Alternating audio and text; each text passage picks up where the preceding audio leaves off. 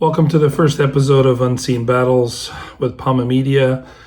This new series will explore real stories of real people and the experiences they've had in their past or they're currently going through them in their present. This series is focused on different subjects. We're going to tackle some tough stuff, some tough experiences that these people have had in their life or they're currently going through. And as you could understand, some of them will like to keep their identities hidden. And this first one, her name is Bree. It's an alias name. It's not a real name. And you'll also won't be able to identify her. That's why we don't show her face on the video. We hope you enjoy the program. Episode 1 starts right now. All right, everyone. So I'm here with Bree. That is not her real name, but that's what we'll refer to her on these interview.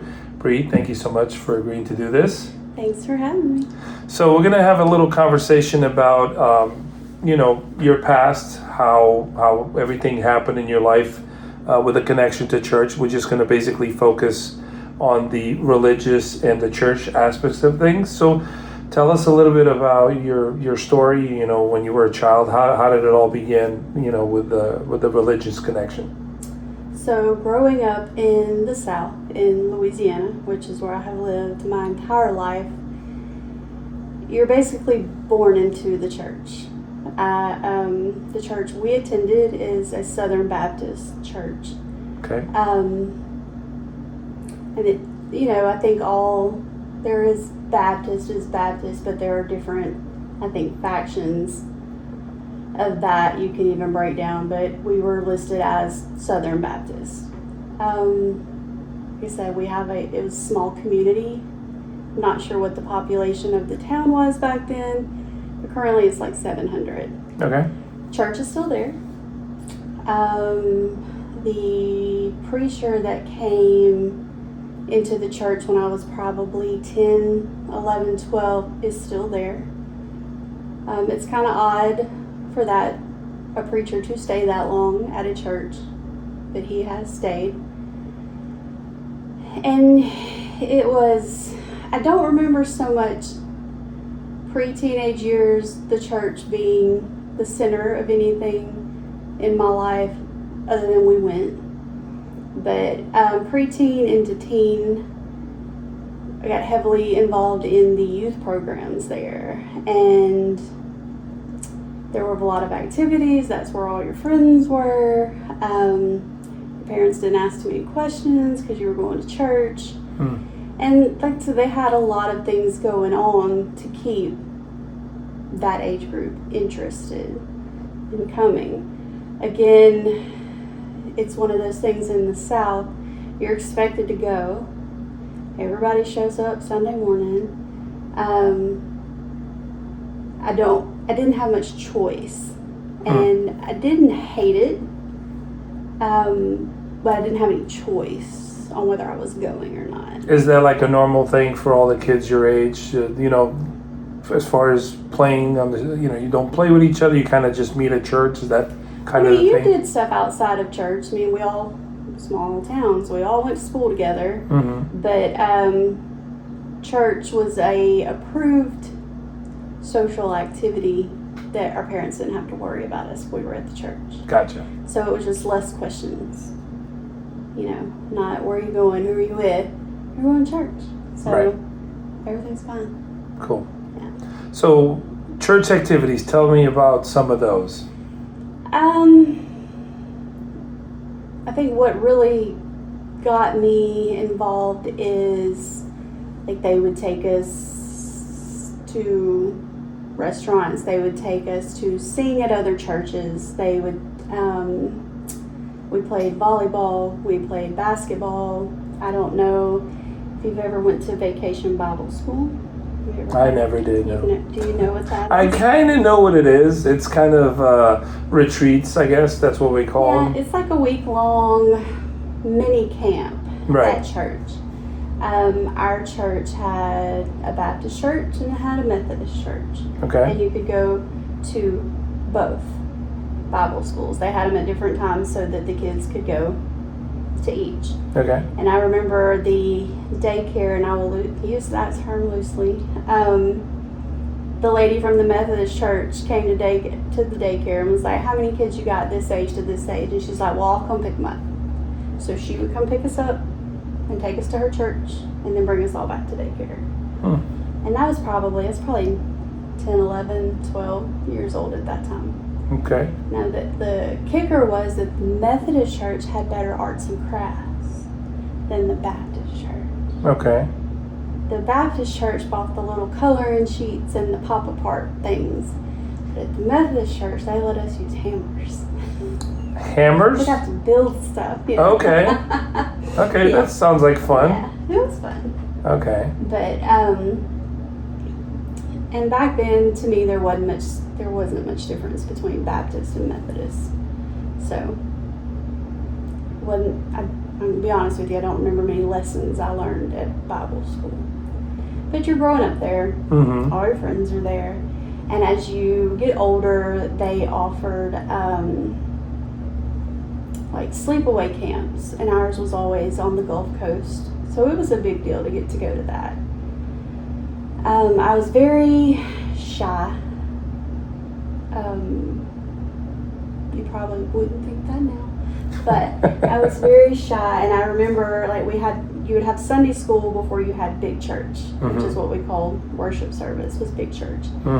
And I can remember as I would age up and you're supposed to change classes, being with the older kids intimidated me. So my mom was able to keep me down a couple of ages, like one under mine, because I was terribly intimidated by the teenagers. Okay. Did they bully you? Did they do any weird stuff? Try any weird stuff? Not necessarily weird stuff. So again, being in the South, the preachers' kids were always the worst. They were the wild ones. Because they got away with it. Well, yeah, and people just, I guess, and it's like rebellion. They had something to prove, and they were rebelling against being brought up in this preacher's home. Okay. But she was loud. She was, the oldest was a girl, and she was 3 or 4 years older than me. She was loud, and I'm not going to say she picked on people, but she made me extremely uncomfortable from the first time I met her. So I just avoided her. She had a younger brother who I was actually really close with, but she intimidated me. And then some of my close friends, their older siblings, were in this older class. So I just really wanted nothing to do with it. How old were you at this point? I was probably, it had to be 12, 13. Okay. Awkward age for a girl. Especially when your friends, their older siblings are boys, and they're all in this class together, and your friend can go because her brother's in there. You know, it's different. I just always felt like it was too much for me. And they did. They accommodated me. But at a certain point, I had to move up. Okay. And I remember they had a Wednesday night, what did they call it? It was just a Wednesday night youth class that you would go to. And it attracted a lot of kids because if you would go sit in this room for an hour, then you got to play basketball or volleyball or use the gym. So you went and sat through the lesson so you could hang out. And I remember one of the first times I went, the preacher was talking about abstinence and not having sex before marriage. Okay. And I was a curious child. I would say big reader. I had read a lot, but this was something that I was not prepared to be talked about in public amongst boys and girls and people who were 5 or 6 years older than me, all as a group. I don't know if I would talk to, I don't know about today's teenagers, but I wouldn't have talked to a 13-year-old and a 17-year-old on the same level about having sex or not having sex. Right. But we were all in one huge room. Because they're different Right. You're different mindsets because of maturity, obviously. Right, Yeah. right. And I was extremely well read. I was extremely advanced in school, but small town USA, I wasn't extremely exposed to a lot of things. Okay. I remember telling my mom that I wasn't exactly comfortable being with this age group, being with these people. There are a lot of big personalities, and I actually check my personality now when I'm around a lot of people, because I now have a big personality, and I remember what that's like, even as an adult, to be around a bunch of big personalities and not have one. Right. So, I remember talking to her about that, and the thing was that if your kid wasn't in church, it looked bad. Like, why is your kid not at church? So is this, let me focus on that for a minute. Is this a thing from the neighbors, from family members? Like the community. The community in general kind of judge the parents based on that? Probably they felt judged. I don't know. I didn't live there as an adult, so I don't really know how to answer that, other than you were expected to go. Okay. You were just expected to go. Mm-hmm. I don't know if people would have talked bad about my parents if I wasn't there, because I wasn't given that opportunity. Like, I was there. Right. I can remember at one point in high school, the math teacher started teaching the youth group at his church, which was 10 miles down the road. And these are people, as I got older in church, people started to kind of spread out and go to different schools. So this man was going to teach his youth group at a church where all of my schoolmates were going to be. So I'm like, I would rather go there, because those are people I'm now with every day, other than people I just grew up with.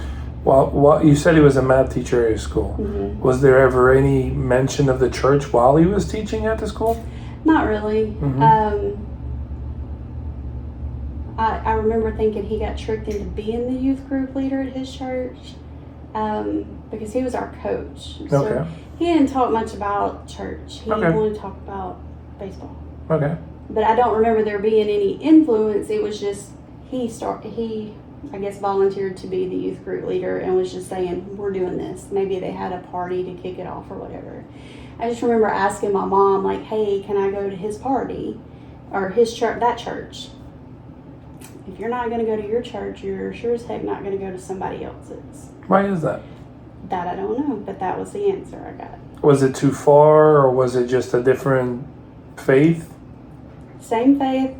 I took it as, this is your church. This is where you go. You gotta stay. You need to stay at this church. Yeah. Okay. Gotcha.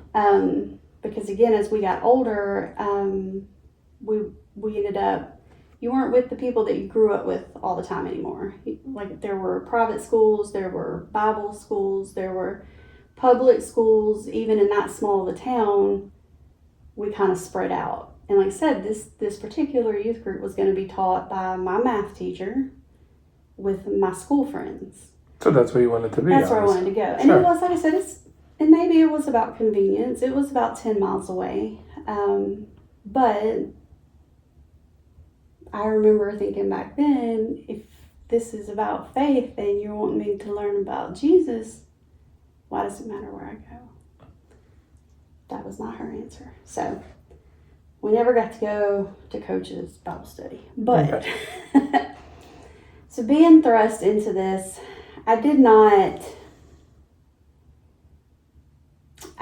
she did not make me continue the Wednesday night classes because I was uncomfortable. Still had to go to Sunday school. The Wednesday night was the ones that talked about sex. Well, and it all was this stuff. that one time. I do not know if that's consistent. Okay. But it obviously came up because this program that I ended up being enrolled in started in this Wednesday night youth class. And again, I was really reserved and shy and just didn't want to go. I felt like I sat in the corner of the room, didn't engage, knew everybody there and their brothers and sisters and their mamas, but I just didn't have a voice.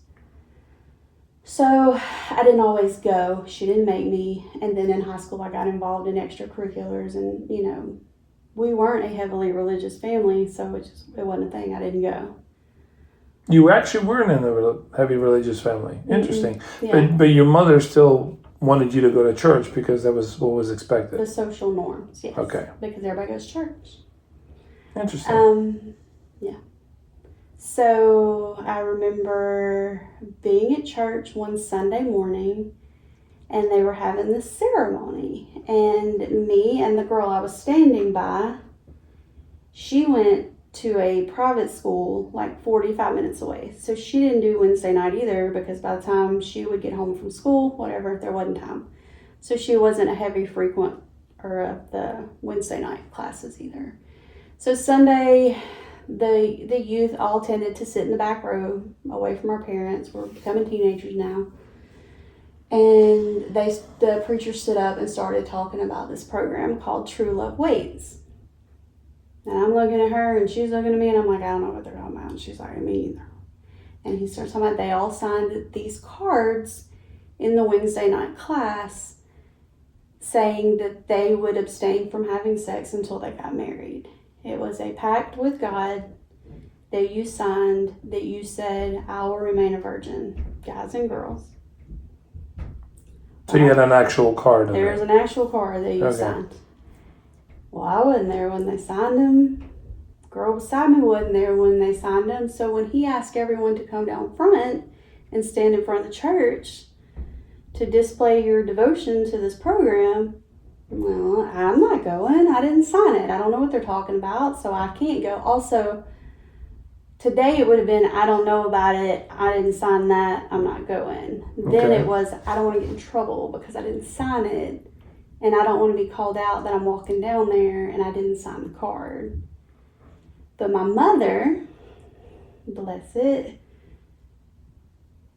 was not a good look that her teenage daughter did not sign up to not have the sex. Yeah. Okay. So she's like, go down there. I'm like, I will get in trouble. I didn't sign that card. You need to go. You can sign it later. I'm like, how do you know? You didn't talk to him. You didn't know about it either.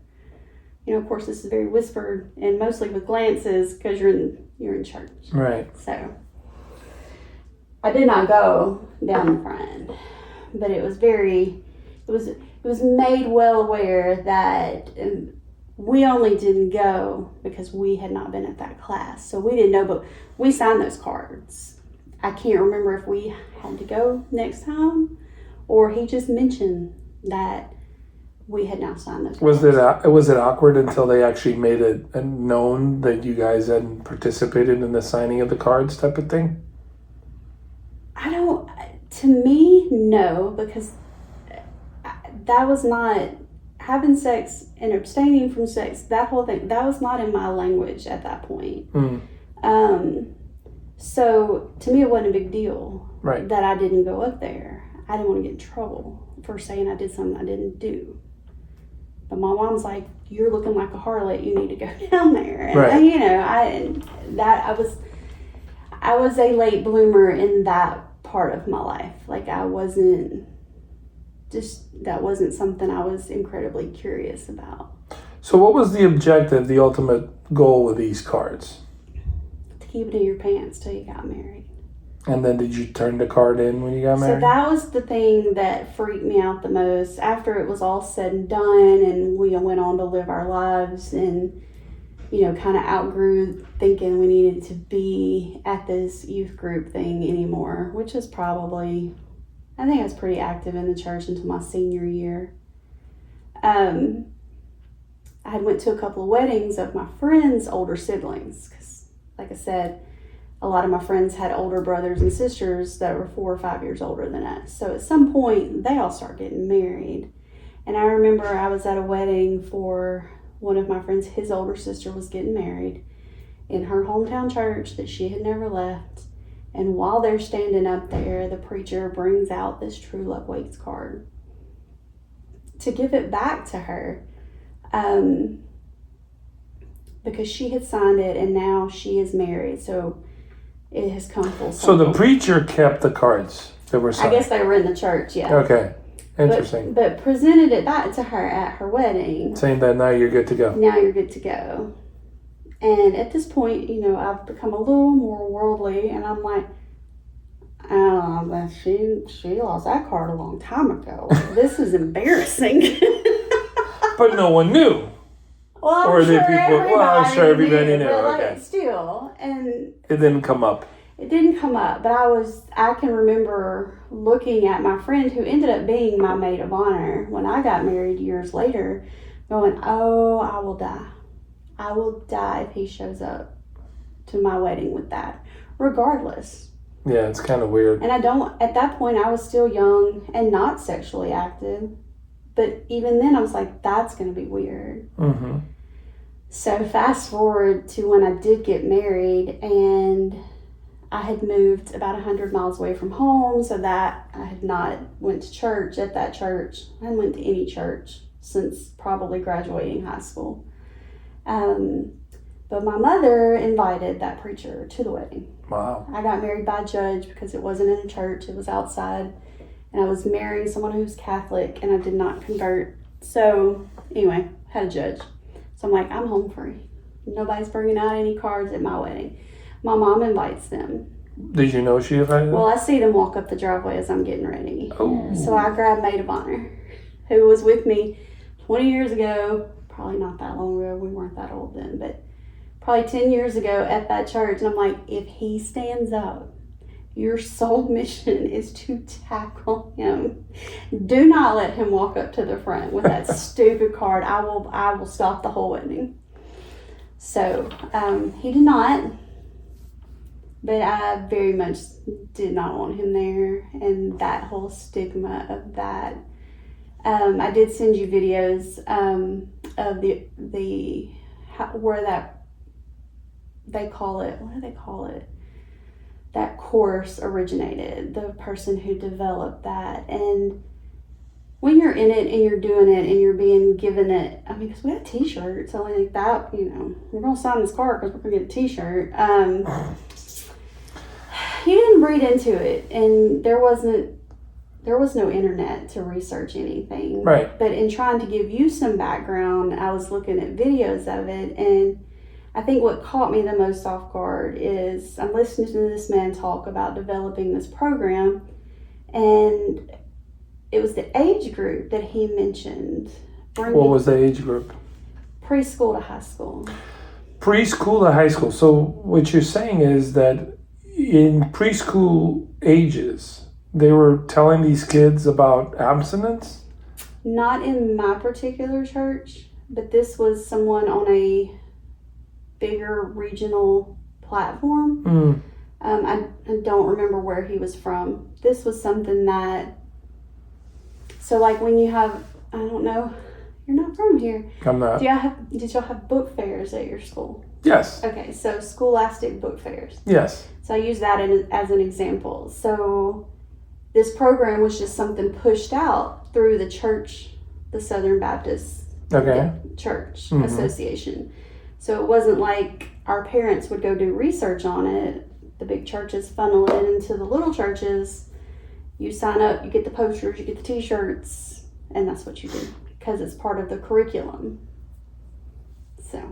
So basically the churches were already given this material to the parents to prepare the parents to know that the kids are going to go through this? No.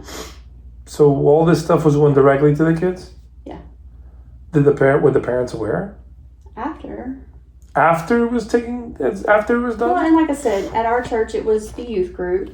Now it was probably 13 to 20, the age span there. But what about the preschoolers though?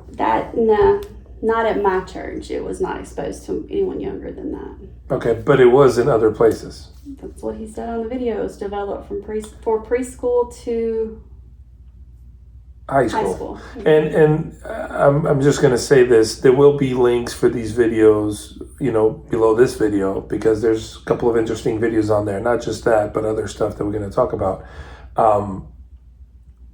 It's kind of ironic that lately you hear about on the news the whole war, the religious right going against public schools, claiming that public schools present books that are not appropriate for children, And we're not even talking preschoolers. We're talking, elementary schools, junior high schools. They say that some of these schools are presenting this material to children that are very young, but yet here we are at a church that is going to talk to a preschooler about abstinence, and that's fine. Abstinence is not necessarily a bad thing, but I don't think a preschooler even knows what sex is. Yeah. So why even bring him in that early? And like I said, not in my church, but because it threw me when I was watching the video before I sent it to you for the background, just, to make sure I was sending you what we had done. Mm-hmm. And I went back and watched, I rewound it 3 times. I'm like, he said preschool. He said preschool. And that creeped me out. Like I said, my brother was 4 years younger than me. He was not exposed to that before he was in the youth group. So I know it didn't happen at ours. Yeah. But obviously, if that's how he's pitching it, it's probably happening elsewhere. Somewhere it happened, or why would he say preschool? Right. Yeah. It is weird. It's Let's talk a little bit more about the weird stuff that we spoke about. So, Bree and I spoke in private before this interview, and this is the reason why I had to do this interview. Really weird things happened at church. Yeah. Let's talk about some of those things. I can't even remember how we got on this subject, but I'm glad we did.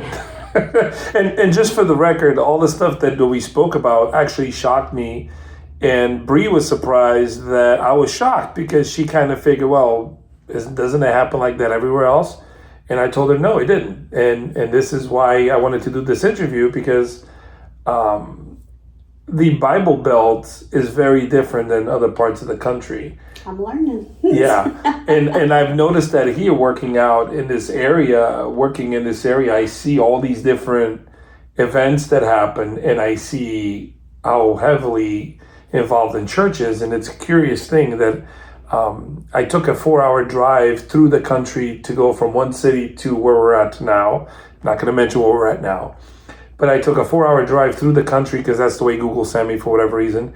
And as I'm driving through the country, there's nothing out there than a half a dozen houses here and there. But then there's a church, and then there's half a dozen houses in another church, and then another church, and then another church. And there's a gas station, no food, just a gas station with a quick mart. And then I kept driving houses, church, houses, church, houses, church. I must have driven over 120 miles without a fast food restaurant, any type of restaurant. No McDonald's, no Burger King, none of that. But yeah, churches. There's always going to be a church. There's churches everywhere. But I will tell you, the next time you're driving through that country part, stop at those gas stations. They have really good food in them. See, I messed up. Okay, good.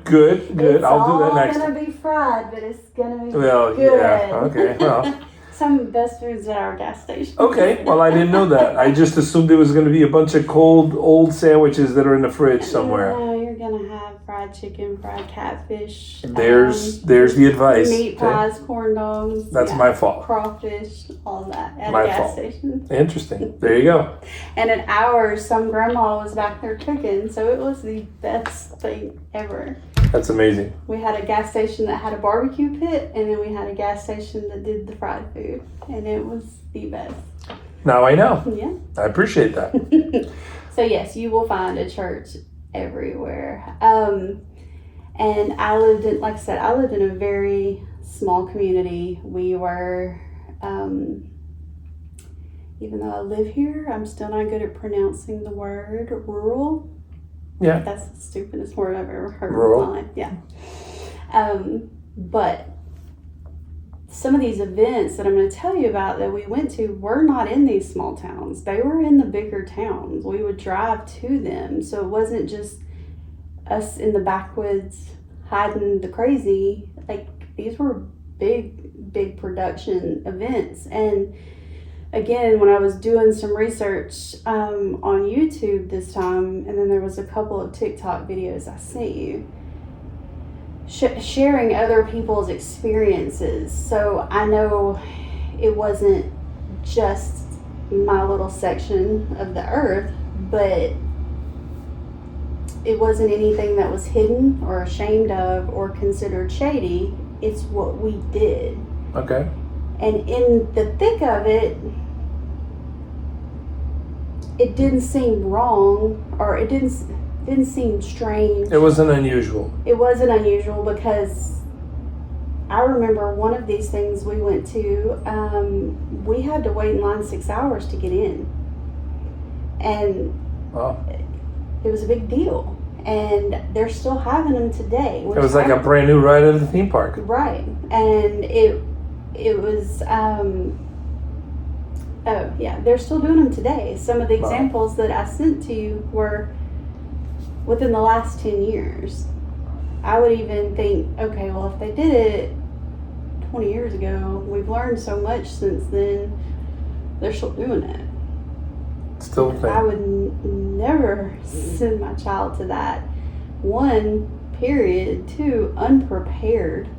And I don't blame my parents because they didn't know about it either. Mm-hmm. And we weren't very religious people. But some of the things we were thrust into were very overwhelming. And I know that my parents were not equipped to deal with that. First, they weren't there, they didn't see it.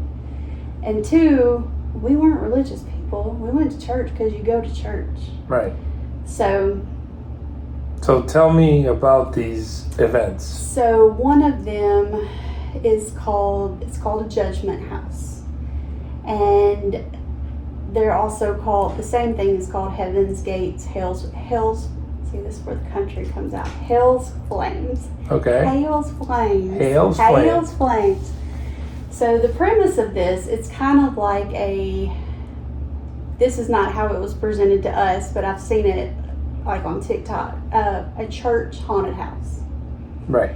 Not during Halloween, let's be clear. Well, sometimes because they didn't want you to trick or treat. Oh, so this was an alternative? Yeah, like a fall festival. But they did this other times of the year as well? Yeah, they were mostly, so in the South, you can't do anything outside and expect people to stand in line for 8 hours in the summer. So I can remember most of them being colder weather. Okay. I don't particularly remember the time of year, but some of the videos I've watched of other people's, it was kind of to rival haunted houses Okay. and other Halloween activities so that you did not associate with the devil. Before we go into that, why didn't they want you guys to trick or treat? That was of the devil. So trick or treating in the South is known as something of the devil? Not the South. People, well, religious people, well, Right. which is what, Well, the majority of the South? I won't categorize all religions. Southern Baptists, yeah. Baptists. We did not talk about Halloween. We did not trick or treat at the all. church. Well, we weren't religious, so we went trick or treating. Right, but what I'm saying But is the church the had church followers a fall festival, Okay. and I'm gonna be honest with you. Most people with kids, their kids went trick or treating, but the old people, it was the fall festival. Do you think a lot of them did it, in the down low without somebody knowing? Because they were afraid they would get... They gave us candy if we went to their house, yes. Okay. It's just, it was one of those things where the joke with us was, as long as nobody sees you do it, you didn't do it. Right. It's like if you go buy your alcohol, but you put it in a bag and nobody knows it's alcohol, Right. did you really drink it? It's in a bag, it's not It's in a alcohol. bag, it's not wine. Right. So Heaven's Gates, Hell's Flames. Okay. It is, you go through a scenario of a car crash. I think that's what ours were. We were pre-school shootings. I think a lot of them I see now are based off of school shootings. But so ours was a car crash. We were on a bus or a van and we were in a car crash. And now we had to go experience, about it. I got chills. Yeah, I know. I'm sorry. I know this is tough, no, but it's fine. So basically, it's this house, this gym, these offices that are all set up to mimic either heaven or hell, and you make choices, and to see where you end up. Some of them it's interactive. Some of them you were just following along, people that had volunteered to act and see what happens to them. So like I remember one, there was a car wreck. This is something we're watching, we're not participating in. They were drinking. Then there's always that one kid that's like, drinking's bad, but they all end up in the wreck and they all end up dying. So you follow the drinking's bad person and the drinkers on their journey through to find out if they go through heaven or hell. Mm-hmm. And so you always go through hell first. And depending on your age and what you've been exposed to, hell can be very intimidating even if it's not real. It's completely dark as you're walking into rooms. The heat would be turned up so that you're hot, you're uncomfortable, you're shoulder to shoulder with as many people as they can pack in a room. And then red lights come on, and then they have like either flames projected or some sort of representation of fire. And you have this person who's standing before the representative of the devil. It wasn't the devil himself at this point, but they're talking and saying, you know, going through each of these actors' lives that they portrayed in this skit to whether they will have to then be in hell or they will go to heaven. And you've got people wailing. There are people chained to the wall to represent how bad hell is going to be. And as a 10, 11, 12, 13-year-old who hasn't been exposed to a lot of things, because my mom was careful about what I watched on TV. My mom didn't want me watching scary movies, so I would be scared. And it was horrible. So it's pretty graphic. It's very graphic, and the volumes turn way up. The heat is turned way up, and everybody's screaming. It's like in a haunted house when you have people like reaching for you or pulling on you. Were they touching you? So, yeah, some of them. But you've got kids acting this out, so. And again, it's 20 years ago, so people touch people. Right. Because, you know, that's the rule when you go to a haunted house, no matter where you go, there can be no contact. Yeah. They're there to scare you. But I guess the difference is between someone going to a haunted house and something like this. They're a church. Yeah, a haunted house is something you go to because you want to be scared. And you kind of know, okay, I'm going to do this because I want to get scared. I want to enjoy being scared. While in this case, these kids, because that's what you guys were, are getting thrown in this situation so you could purposely get terrified of hell. So you could fear hell. A scared soul is a saved soul. And it's also a controlled soul. Well, yeah. Which is the ultimate goal. Yeah, I mean, I think that I'm not going to go down that path. You could go down that path. No, we're not. Anyway, so you go through the hell part, and the kids that were drinking, they get drug off into the pits of hell. So they ended up They're in hell. done. There's no redemption. You're going to hell. It's okay. You could curse. It's fine. And that's the Jesus. We're talking about the Jesus. I know. Say. Anyway, so yes, they're screaming and they're begging for help, and you're watching. So it's pretty graphic as they get taken away. It's very graphic. And again, had I been doing this at 16, 17, 18, wouldn't have been a big deal. Yeah. I believe that because our youth group was always lumped together, the wide span of ages, that us younger ones got kind of wrangled into things that probably we should not have been at that age. At that age. Yeah. So then after everybody's that was doomed to hell is drug off to hell, and they're screaming, and I'll speak for girls. At 13, you're emotionally heightened with everything anyway. So you're panicking at this point, probably crying, scared, because you're in pitch black dark. And like I said, we would drive to bigger towns or cities to go to this. So it's not like we were even at our home church where we could be like, oh, we know the bathroom's over there, run. You're being herded like cattle through these things because there's an 8-hour line behind you. You waited 6 hours to get in. So then you go to heaven, and of course everything in heaven is perfect. The air conditioner's on, there's angels and trumpets, and an angel standing at the gates of heaven telling the drinking's bad girl, you made all the right decisions. We welcome you in. This is your reward for being good. And it immediately dumps you into a church sanctuary. As you're walking through this, you're immediately dumped into that. And the angels follow you in there, and they're singing, and everything's great. And that's when they do the benediction, where you need to come down and dedicate your life to Christ today, tonight, because you could die on the way home. So what did that entail?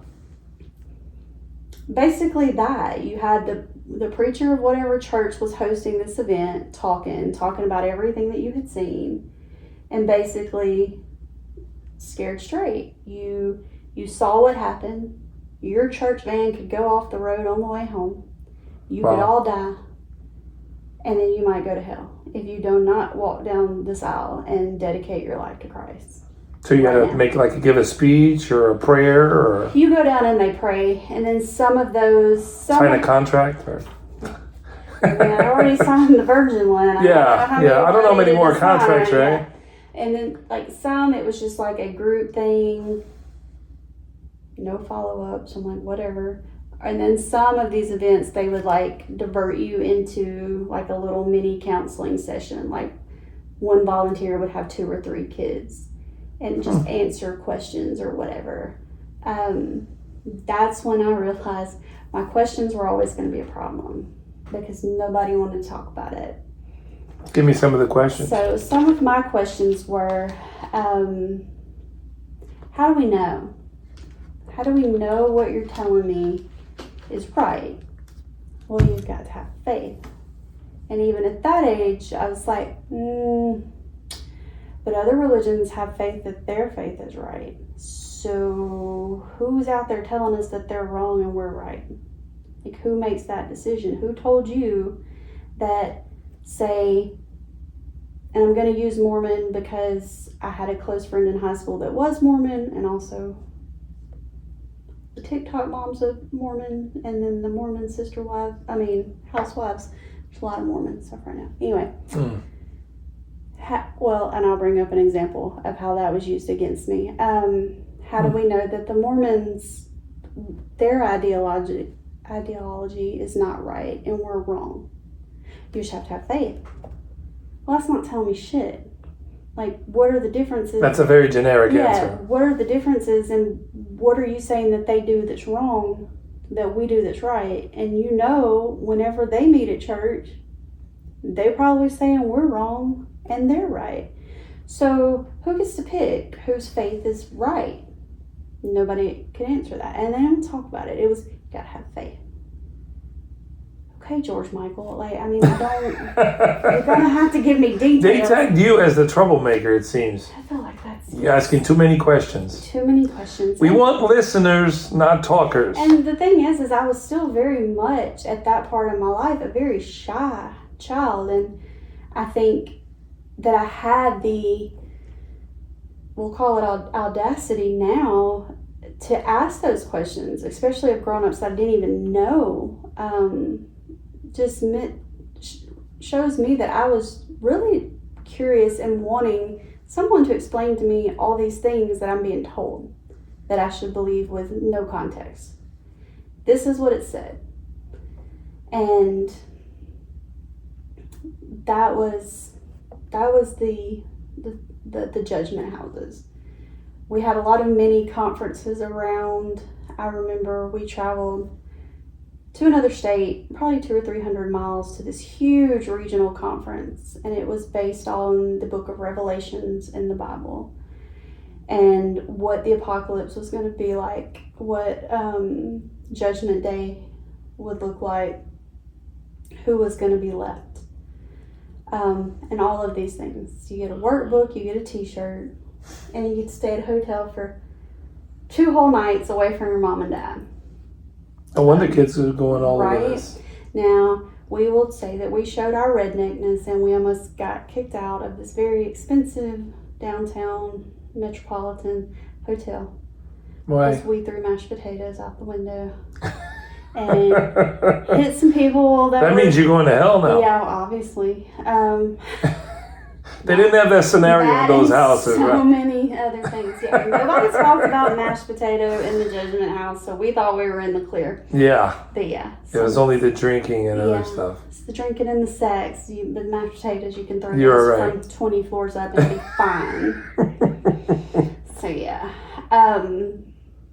When did you realize, at what age did you realize this isn't for me? I think that, so going back, the other thing, one other video I sent you that I can touch on as far as the resurrection and the apocalypse and all of that. Mm-hmm. I sent you a movie from, I think it was actually made in the 70s or very early 80s. And bad acting, but all of it is about the rapture, the people that leave, the people that are left behind, the mark. That should have happened just a couple of weeks ago. I thought it was 2012. But No, that was the end of the world, That yeah. was the Mayans. But I know the rapture that was just a few weeks ago, actually, because I remember people talking about that. Well, we were always taught no one knew, so it could happen at any time. Oh, right. So you had to be on your toes. Yeah, because the timelines, the year Yes. 2000, Well, that was in the big one. Then Got it. 2012, that was a big one. I was out of church by all that. I don't know what they said about all this. Right. But I can nobody knows. Time is not a concept to God. Right. It could happen at any moment. So you better be ready. You have to be ready at all Yes. times. Make sure you have your suitcase ready. No, you're not going to be taking clothes. No, But because you're they got everything You're up there. going straight up. So You know. you're going to leave your clothes here, and you're going to leave everything behind. They have everything you need up there. I guess. They got stores and everything. I suppose. So, yeah. I know a lot of people probably hating me already by making fun of this, but It's ironic to look back at it and not realize how odd it was. Now, that movie, so the movie I sent to you, because what I wanted you to see was another thing they used for shock value. Being 8, 9, 10, 11, I was probably at the older end of 11, 12. A friend I'm close to that I grew up with in that town, in that church, we both moved out of that town and that church. She would be on the lower end. She was my little brother's age, probably 4 or 5 years younger than me. So she's in this auditorium with me watching this movie. And Okay. again, it's late 70s, early 80s, but we had not hit the 2000s at this point, so it was fine with us. And it's like I said, it's talking about the rapture, people disappearing, other people left behind, and what all goes wrong. There's no food, people are fighting in the streets, you're being forced to get the mark of the beast to be able to get food. yes. And I will tell you that, and if we get that far in my life, the knee-jerk, the things that are ingrained in me that I don't even realize are still there in certain situations that pop up, and my first thought is, oh my God, they're trying to take something away from us. They're trying to do something to us based off these church teachings that I don't even follow anymore. So it's still ingrained in It's your very brain. much still, my inner voice is very. But do you believe in it, or it just reminds you of it? No, it's just that's what you know. Right. It's like if you grow up speaking one language and then learn another, your home language is still in your head. Mm-hmm. And there are times that you may think a word in whatever language you originated with, and somebody may say it, and I don't know, this is probably getting lost, but it's in there. Mm-hmm. There's no way to purge it. Whether I believe in it or not, You can't get rid of it. it's there because it was beaten into my head for so And long. ultimately, that was the goal that they wanted. Right, and scared into my head. Like, Yes. I was a very fearful child. Already I was timid, but now I have to worry about, going to hell at the age of 11. And I don't even know what I would have done at 11 to go to hell. So anyway, this movie, and then I'll move on from that. I had giving you a particular minute mark because this was the amount. The whole movie is about, chaos and the New World Order and how Christians are going to be persecuted. And they're leading up to the finale, and they have all these people in jail. And one of them is a very small child, like 4 or 5. And they are trying to force the dad to tell where the mom went. The mom ran off to escape persecution. But they caught the dad and the son, and they bring the little boy to the jail. And they're like, we're going to kill him if you don't tell us where the mom is. And he asked him right there to say the sinner's prayer and accept Jesus into his heart. And we all knew the sinner's prayer by heart. So that the baby's saved. And then they march him out to the guillotine and chop his head off. Now, they didn't go so far as to chop his head off. But he had a balloon, and the guillotine goes down, and the balloon flies up, and the next one they march out is the dad. You see the guillotine, you see it covered in blood. But yeah, so now they're chopping babies' heads off.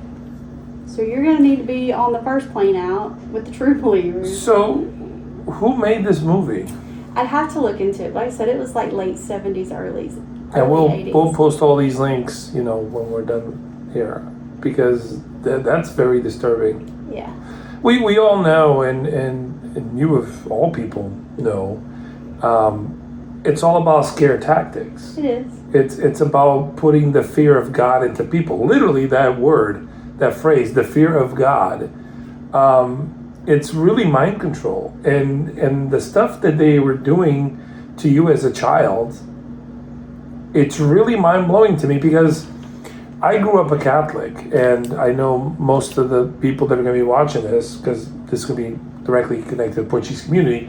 The Portuguese are mostly Catholic. I mean, there's other people that go to other churches, but in the Catholic Church, which, believe me, I'm not defending at all because they have plenty of issues, but it's never been that dramatic, that terrifying. And it blows my mind how out here these churches literally want to capitalize on fear. And also it makes this whole area of the country lean a certain way as far as the way they vote, the way they think, the way they live their lives, to the point where they literally are brainwashed. Would you disagree with that? It's funny because even as you say that, and again, I don't go to church and I don't follow any of those practices anymore, but even hearing you say that makes me defensive, and I can't even explain why. But do you think that I'm wrong when I say that? No, I don't think that you're wrong, but there's still a underlying feeling of dread and defensiveness hearing you talk about it. Because it hits your home. Because you're gonna go to hell now. It's funny, you brought up being Catholic. We didn't have Catholic churches. The closest Catholic church to where I grew up was probably an hour away. And I didn't know anybody who went there. I did have a friend who was Mormon. There was one Mormon church about 20 minutes away. And there were 2 families, I think, at my particular school. Now, I graduated with 19 people.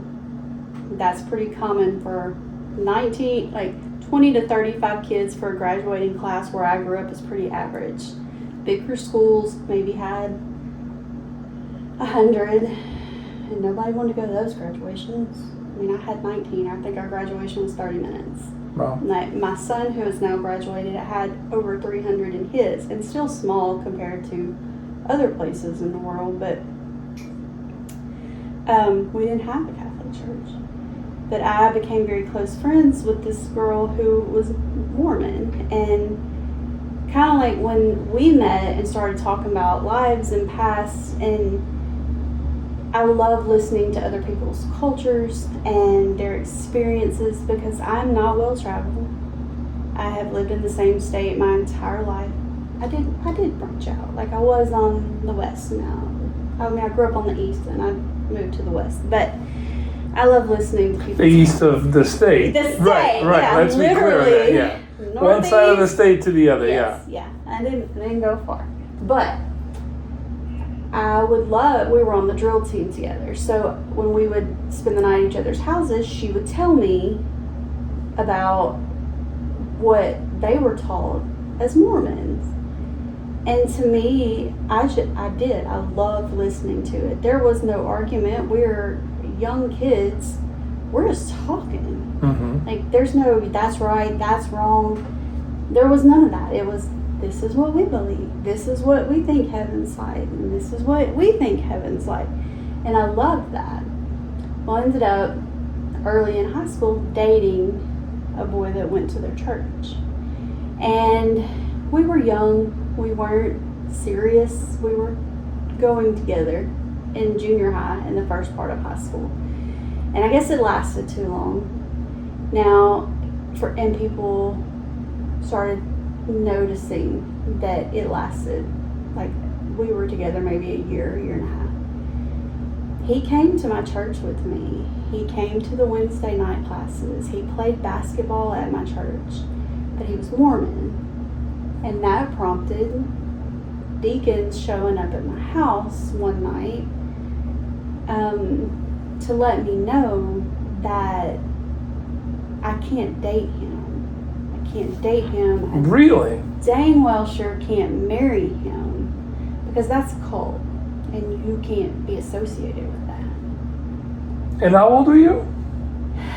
That would have been 7th, 8th grade, so like 13, 14, 15. So they literally came to your house. Did your mom know about I feel like my mom knew. about you dating him, or? Yeah, oh, absolutely. Like I Okay, said, he but came she to knew. church. Okay. He came to church. He was on the basketball team. I was a cheerleader, so he would come pick me up and take me to the games. I'm almost positive my mom knew the church was coming. And I think this was kind of probably when I started stepping a little bit outside of the box that I had grown up in. My dad did not know that they were coming to the house to talk about that. And I think my dad probably had a firmer grip on who I was and where I was as far as maturity level, and knew that we're 13, 14, we're not fixing to get married, we're not engaging in any kind of sordid activities, we're still kids. Right. So when he found out that they were there, he had a problem with them coming to tell me who I could and could not date. You had a problem with them. Yes. Good. And I remember my parents arguing, talking about it, and she's like, well, you know, so-and-so, they met in high school and they got married. That was her defense. I feel like they approached her and she just wasn't going to tell the church no, that they could not come talk to me about this. And I can just remember all these old men, because they're old men, telling me all this and just staring at them, thinking, what is happening? And does they really think I'm gonna break up with my boyfriend? Like, you know? Did you? No. Okay. No. That is so weird. It's very strange how at some points I don't think that they were very involved, and then I remember things like they came to my house to tell me I could not date the Mormon boy. And I remember being so offended because my best friend was also Mormon. And Right. like, so we can't be friends either. Right. Not if you partake in what they do. They were judging other couldn't- religions. Yeah, I couldn't go to her church. I wanted to go to her church too, because they had where she was. Like, even the young people, the youth would get up and talk and lead sermons or give speeches, and we didn't get to do that. So when she got a certain age and there was something that she was going to take part in, like, I wanted to go for her. I couldn't go because that was no You couldn't go to her church. But I'm saying, your mom wouldn't allow you, or your Mm-mm. dad? Did My mom wouldn't. My dad was not. He's more open-minded. Oh, he just didn't care. Just didn't care. Yeah. I think after a certain age, my mom was not dependent upon him to be an example, so he kind of got off the hook of having to go to church. So, and we're gonna kind of summarize everything. Your family, your parents, were not big, devout church people, and even still, you still had to go to church. You were still involved with church activities and all this other stuff.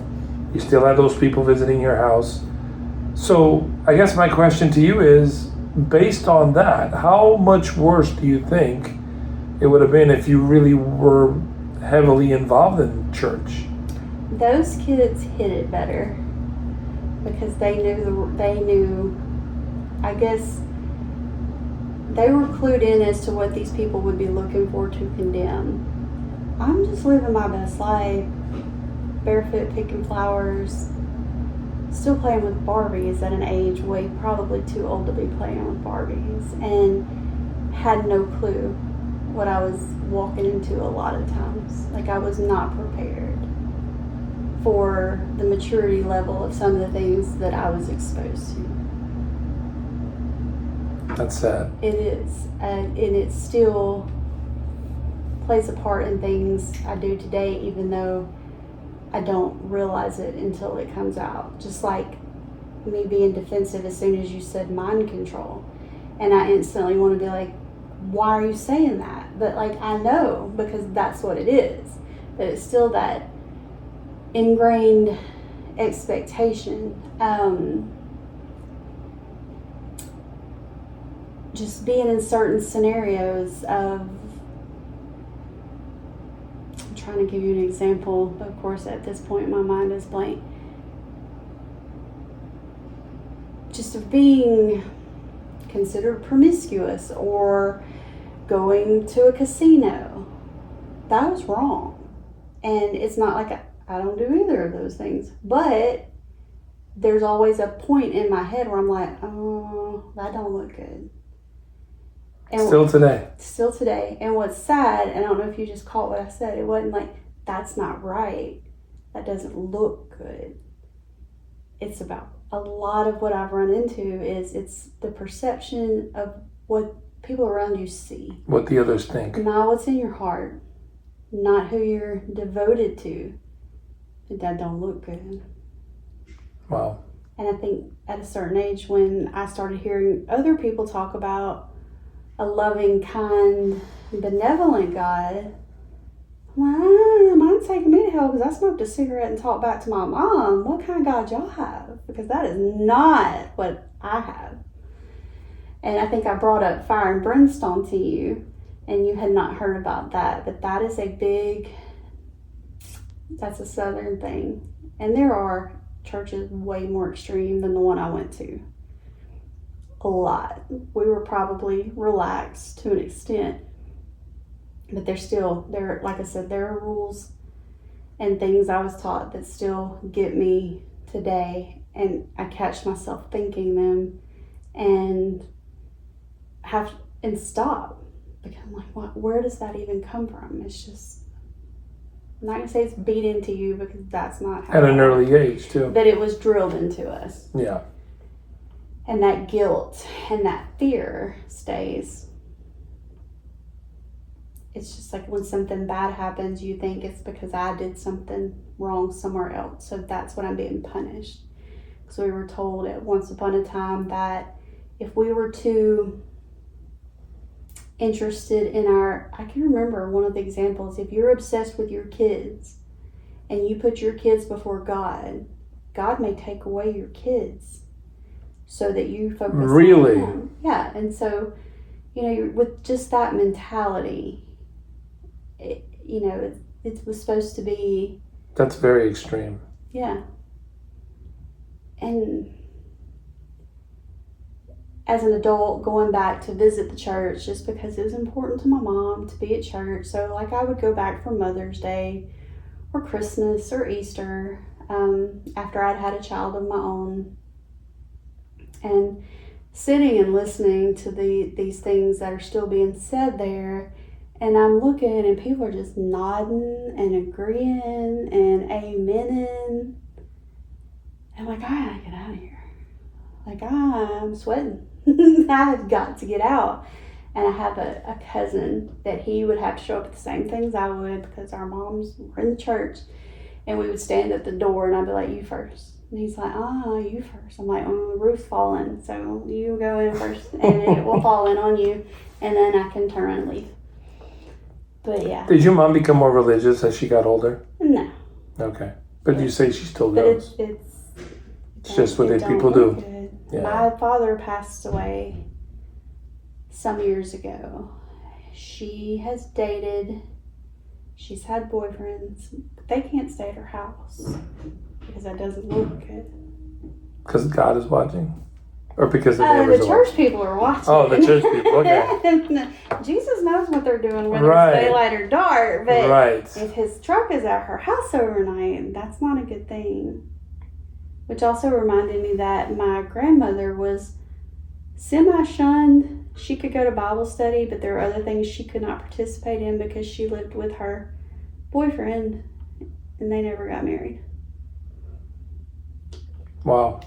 Because my grandma, So it's still like this today. People still get judged like that. especially in that small of a town. I cannot speak to the churches of where I live now because I haven't been to one. I have that trauma, and I hate to use words like trauma and triggered, but I didn't even realize how badly it bothered me until I got into therapy. And at one point my therapist said, and she's an all over therapist. She is really good at matching her client. If you're religious, she can send you down that road. If you're not, she can talk about other things. But we were speaking about something one day. I think it was conspiracy theories because I love those.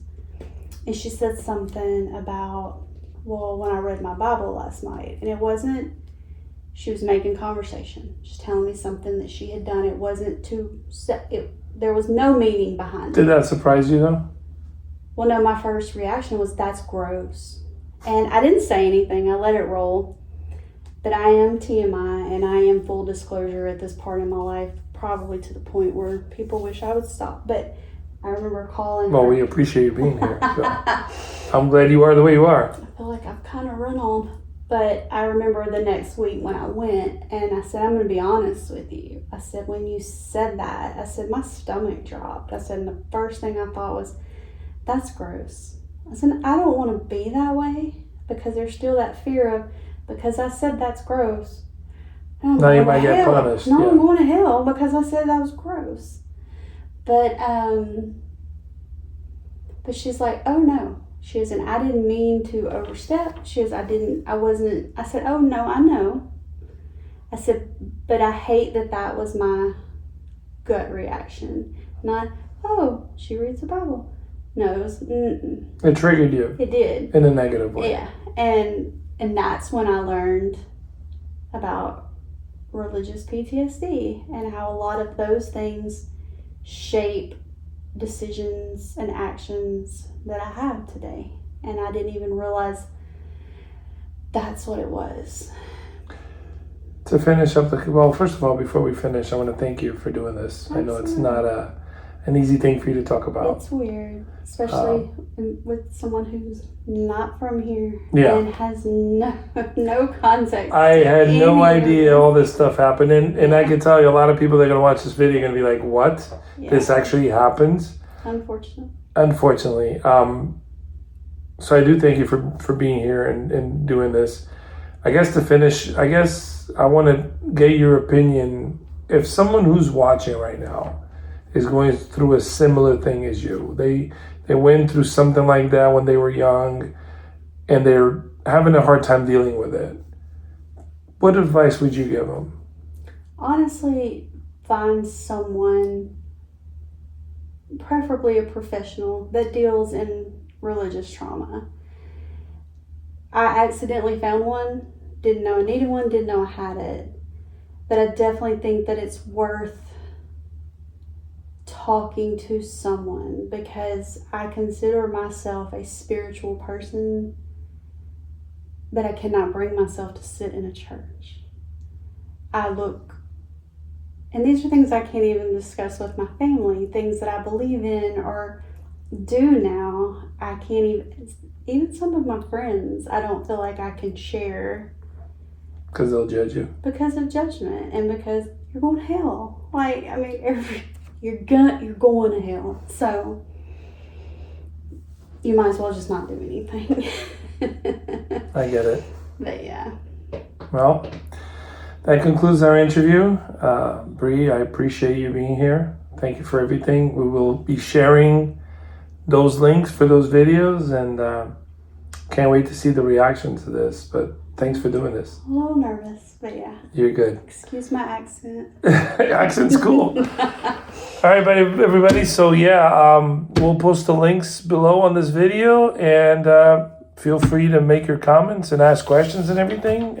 Maybe if you have questions for Bree, I could pass them on to her. And again, thank you for watching, and till the next time. Bye-bye.